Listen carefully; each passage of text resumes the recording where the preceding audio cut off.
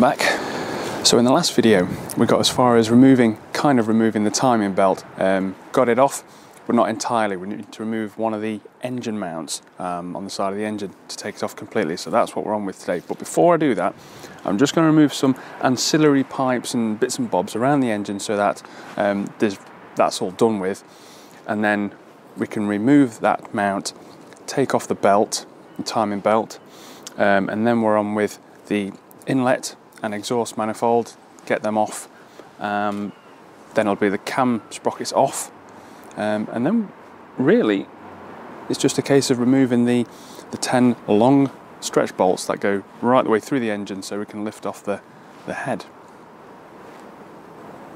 Here we go. Oh, by the way, if you don't have one of these and you do have an MGF or an MGTF, I would definitely, and I'm not sponsored or supported by Rimmer Brothers, but if you do pick up one of their catalogues, which is free, you can order them online, just Google Rimmer Brothers, you can see, and they don't just do MGTFs, they do a whole range of old British classics. But these are really good for ordering parts, but even if you don't order the parts, they are really, really good for exploded diagrams. So if you're working on a part and you're not too sure where bolts are because they're quite concealed or hidden or something like that, you can actually use these with the exploded diagrams to get a really good clear image of what you're working with, where bolts are and that sort of thing. So yeah, pick yourself one of these up. So we've got some ancillary water hoses and bits and bobs around here, so a couple of Jubilee clips or hose clips, whatever you decide to call them. Slacken these off. And it just makes sense to do them now while we're working on the top of the engine. Get as much of this out of the way as we can. And this is the problem when you're working on an old, tired British, or any car in fact, is that they're just stuck on. So these are now slackened off. Oh, this one's not too bad. Right, well that is definitely off. Probably going to be some fluids in here. Okay, it's bone dry, which is fine because we drained it down, so that means we did that right at least. Okay, not sure how I can see this, but this one came off really, really easily. We've got a couple of other electrical connections here and just one underneath, but this hose clip is off. But it's almost vulcanized to the damn thing. It's not really coming off all too well. I mean, chances are I'm going to have to replace all of this anyway. Even if it isn't needing it now, I'm probably going to damage this getting it off because it's just so gunked up, corroded, knackered. So all I can try and do is get a screwdriver down the inside, try and free it off as best I can.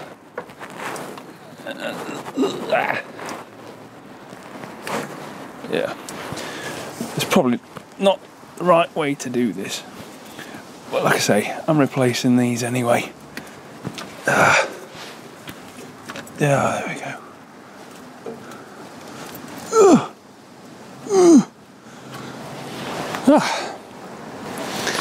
So we've also got down here one of these electrical thingies as well. I'm going to try not to lose the clips to these because they can go flying. Ooh. That's one. Now there's one just down here. And I'm going to need something thinner than that. So I'm going to be using a pair of pliers, pin nose pliers, needle nose pliers, just to get that clip out. You have to be careful because they can just come out, fly off. Right. So that's them two off.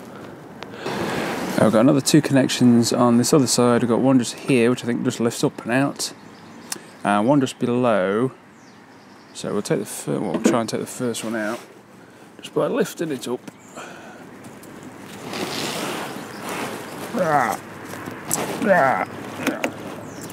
I don't think that's how you do it. No, it is how you do it. So that one just lifts straight up and out. And then just below that, there's a connector just here, mounted on a metal bracket, which is attached to the head. So we're going to undo this with some pliers and hopefully push it down and out, depending on how friendly it's going to be. Oh yeah, one, yes. That was easy enough. So we've got another clip here holding this cable. So on the back of that, if we just pinch that with some pliers, that should come through. There you go. Right, so I've got my Rimmer Brothers brochure catalogue out because I'm now going to take off the exhaust manifold. And there's a nice exploded diagram of the exhaust manifold in here, and you can see where all the bolts are, bolts and nuts. And looking at this, the MGTF, there's 5 bolts. There's 3 along the top and a couple along the bottom, and they all look like the same nut, which is good. So this is what we're about to do now. So film this is going to be quite difficult because I can't get the camera down there. However, I'm going to try and put my phone somewhere down there. Let's see how it goes. So I'm just using a bog standard ratchet socket set. I'm using a 15mm end, and I'm using the impact variety, even though I'm only doing this manually, with a small extension on it. So I'm going to start with the top 3, and then I'm going to try and get at the bottom 2. Now, I am expecting these to be very, very tight. I've not used any penetrating fluid on it whatsoever, and I know I should have. Don't judge me. Here we go.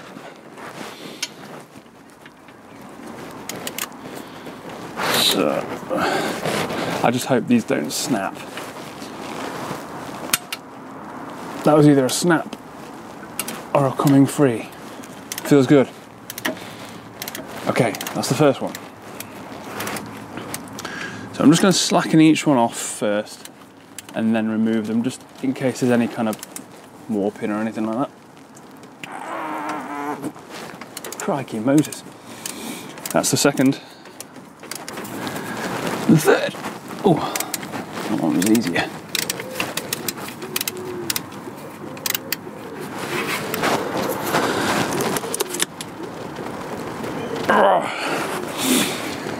Okay, the bottom one is really tight.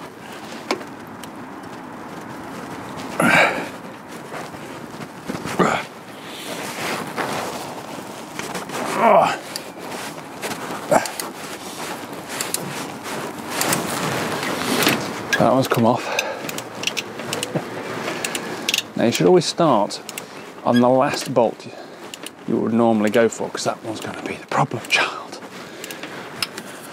Now the last one on the bottom is really difficult to access.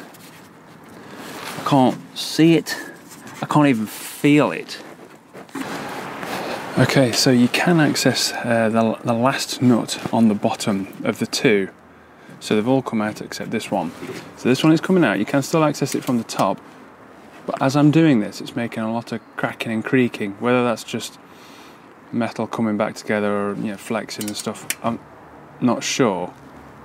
But I'm going to be quiet and let you listen, because I have the feeling it's going to explode in my face.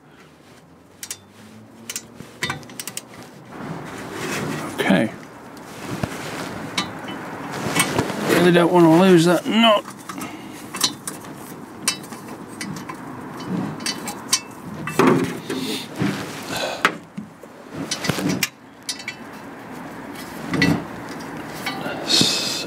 One thing I've noticed as well is that whether this is supposed to open or not, I don't think it is, but the nuts aren't coming off. It's actually pulling out the entire threaded piece. So this has happened to all of them except one in which the nut did come off. I don't think it's going to be a problem. So long as it goes back in and is torqued down correctly, I don't think it's going to be a problem. But we'll cross that bridge when we come to it. Now before I take this off, what I am going to do is I am going to go and get some string, just tie it around here and lash it up at the top just so that it can be set back without dropping too much. Now one of the recommendations is that you do remove the lambda sensor from the exhaust at the bottom. I haven't done that because I wasn't planning on taking this off completely, just setting it back slightly. So it's up to you whether or not you take that off or not. So for now I'm going to tie this back. So all I'm going to be using for this is a bit of paracord. If you put a stopper knot in one end, this is just a double overhand knot, then go around again, so you've got a bit of a loop. Now I'm going to loop one end around the manifold. In fact, I'll do it around as much of it as I can. Once you've made your loop, just like that, if you pass the free end up through the hole the same way this end is, it creates an automatic stopping knot. And I'm just going to attach this around a nearby bolt, just so it takes the weight of it as this comes back. So it doesn't need to come off completely, it just needs to be set back. Now what I will do before I put anything back together is I'm just going to clean the mating surfaces up with some Scotch-Brite, just so they're nice and clean and smooth and free of any debris or anything. I will remove the gasket.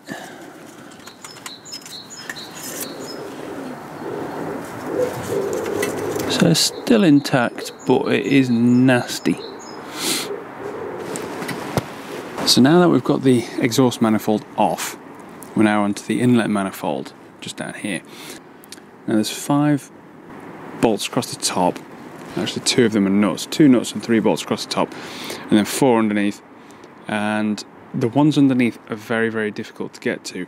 You can get to the ones across the top, from the top, no problem. But I'm struggling to get underneath the manifold to get to the other 4. So what I'm probably going to have to do is take the top half of the inlet manifold off. And there's another 5 in here, which are quite easy to get to.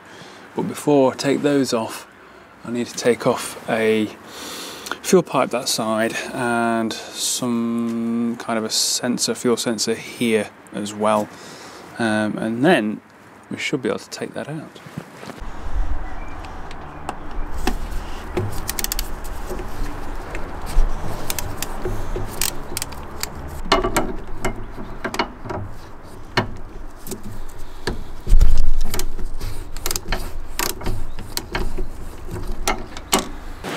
So it turns out there weren't any bolts on this side, they were all on the back side. So there's nothing to take off to get this bit out. So with them removed, it should just come straight out. I'm hoping. Oh! Okay, we have some sort of a lead still connected over here. So we need to take that off.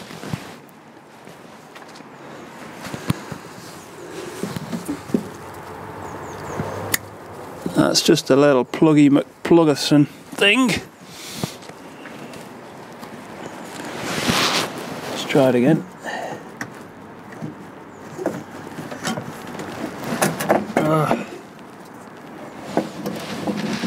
There we go.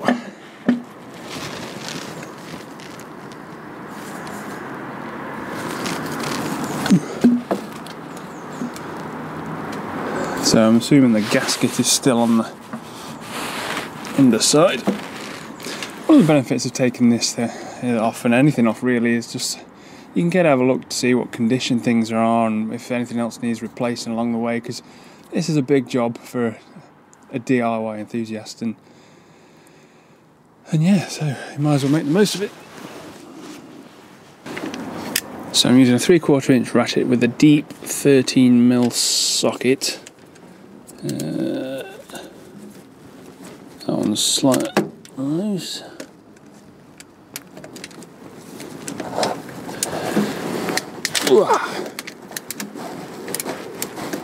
Once you actually crack these off, they do come off quite easily, which is good, I think.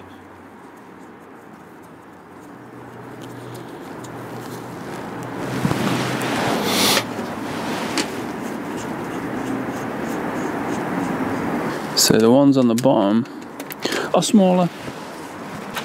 I'm going to assume they're 10mm. Yep, they're 10mm.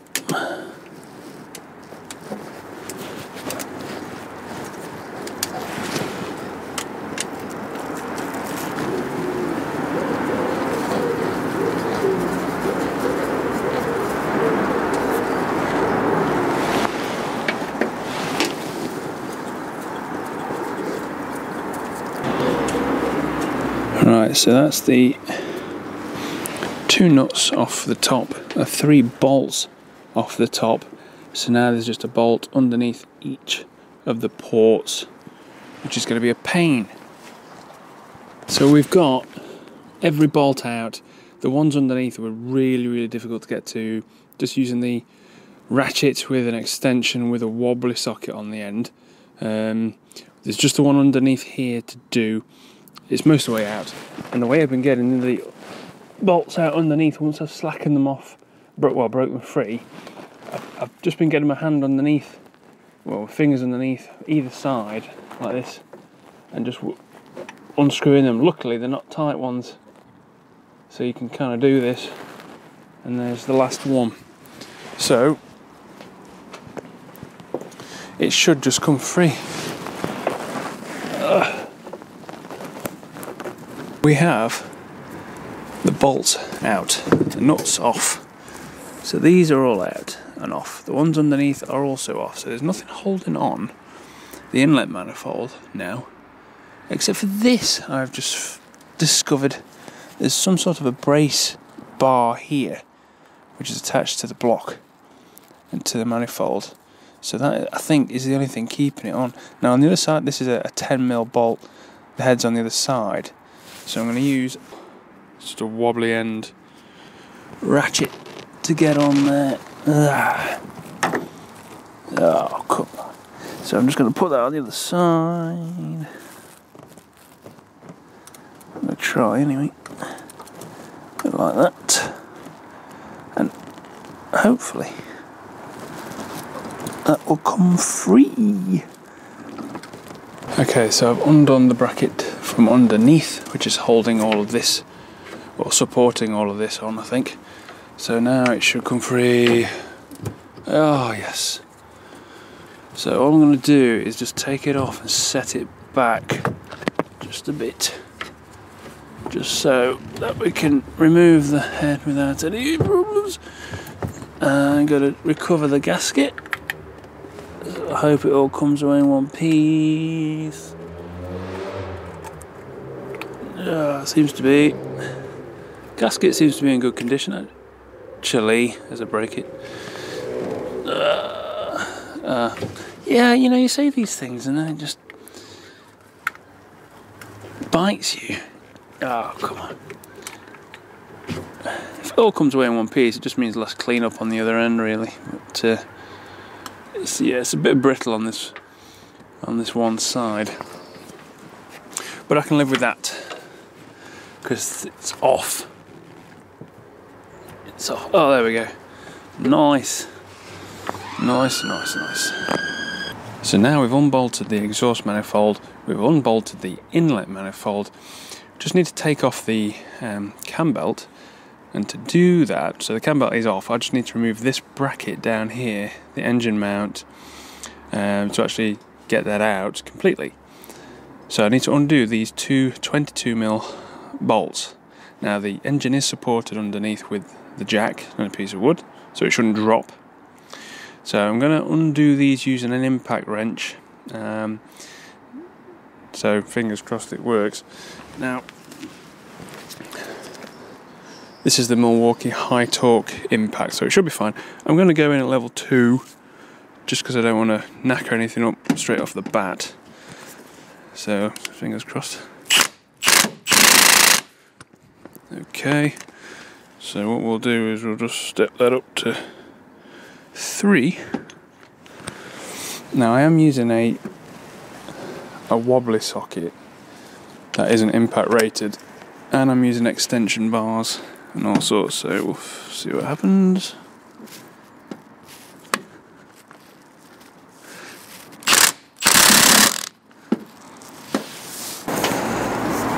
Give the left hand one a go.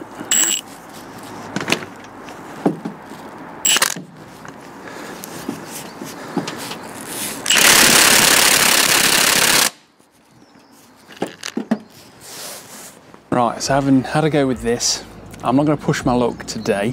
What I am going to do instead is give them a good soak in some penetrating fluid, these 2 bolts.